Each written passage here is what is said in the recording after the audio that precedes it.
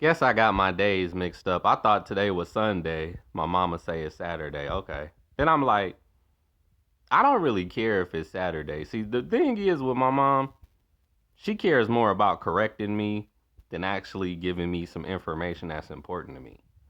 And that's a problem. So it's like, okay, it's Saturday, great. Are you happy you won? Like I think that's her way of feeling like she's smarter than you when she can correct you on something that's insignificant to me. Why is it insignificant? Because ever since this pandemic, the days are fucking irrelevant to me. I don't give a fuck what day it is. To me, every day is Monday. Every day is Groundhog Day because this shit is horrible. Like physical touch is so important to me as a Scorpio, where it's like if I can't touch a female, if I can't hug her, if I can't rub on her booty, if I can't do the shit I love to do, then this is a horrible world to live in right now. And that's the situation. That was the first thing I said at the beginning of the pandemic, that this is gonna fuck up my love life. I said that to my brother-in-law and he got to laugh and I'm like, I'm not playing, man.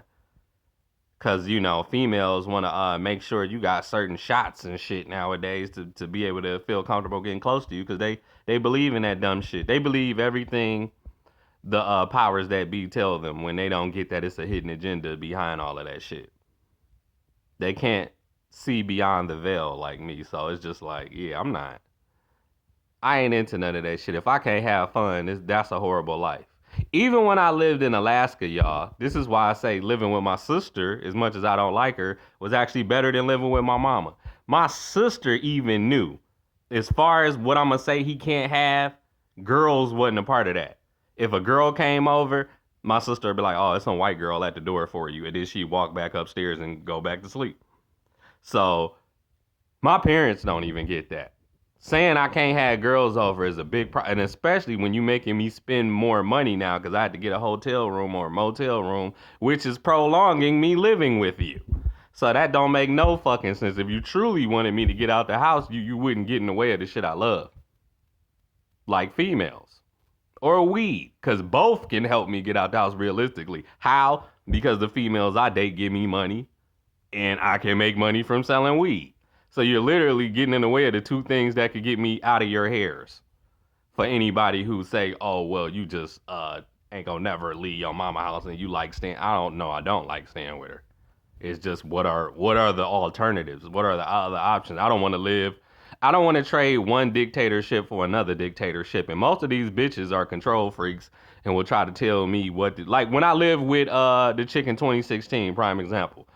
I used to drive her car. So she'd be like, "Oh, it's 3 in the morning. Get back with my car and all of this shit." And I would laugh like, "I can drop your car off and I'ma still leave. I can have one of my homies pull up and still leave and leave your car there, and you just want your car just to sit in the parking lot because she didn't have no friends here in Detroit, y'all. She's not as sociable as me." Or she didn't like the black women here because I asked her. She used to work with them, and I'm like, "You meet any friends at your job?" No, they all jealous of me and they always hating on me and So it's like, okay, well, I hope you find somebody you can connect with and vibe with, but that shit really never happened. So it's like just because you ain't got no friends don't mean I'm bringing the car back every time you lonely and you want to just stare at the car. So it was like, all right. But it wasn't even just that, y'all. It was like, oh, stop coming home at 3 in the morning and 4. I'm like, bitch, you don't tell me what the fuck to do. We not married. You're not even my girlfriend. We are fucking roommates.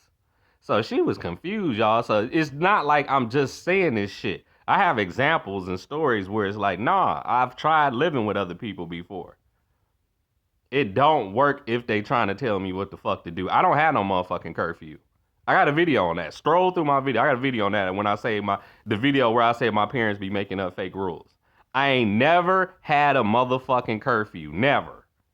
And even when I used to get suspended in middle school and high school, I could still leave the house. If my brother Jack would come over here and be like, we about to dip.